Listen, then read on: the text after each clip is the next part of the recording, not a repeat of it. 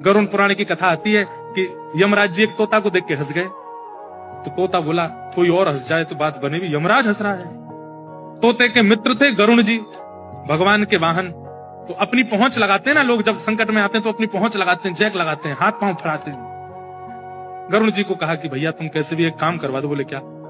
ये यमराज जी मुझे देख के हंस गए हैं, मुझे लग रहा है अब मेरे जीवन के दिन 4 बचे हैं।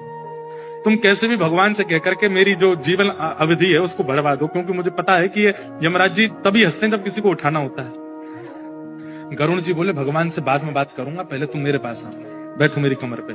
गरुड़ जी उड़ा करके उनको 7 समुद्र पार एक गुफा में ले गए और वहां भीतर ले जाकर के छोड़ दिया। बोले यहाँ रहो, यहाँ कोई नहीं आएगा, और ये 2-4-10 दिन यहीं बैठे रहना, सब ठीक हो जाएगा अपने आप। और मैं जाके भगवान, मैं यमराज जी से बात करता हूँ, भगवान को छोटे काम के लिए क्यों बोलना? मेरी पहुंच तो सब जगह है। मैं भी रसातल में जाके यमराज जी से कहता हूँ तुझको नहीं लेके जाएंगे, ठीक है? तोता बड़ा खुश हुआ, बहुत बढ़िया है, मैं यहीं रह लूंगा 4-5 दिन। यमराज जी के पास गए सीधे गरुड़ जी। गरुड़ जी तो भगवान के वाहन है, सब खड़े होते हैं, उनको देख के यमराज जी बोले आइए आइए। कैसे आए? बोले हम बस एक बात कहने आए हैं, फिर हमको जाना है वैकुंठ। हमारा एक मित्र है तोता, वहां का, उसका ये नाम है। बोले अच्छा, तुम उसको देख के हंस गए थे परसों, क्यों हंसे थे? कोई योजना बन रही हो तो मत बनाना।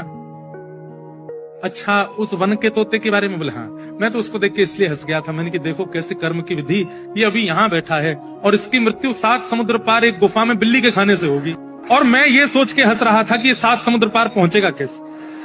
तभी यमराज जी बोले देखो देखो आ गया। पीछे देखा तो उस तोते की आत्मा आ रही थी, मर गया।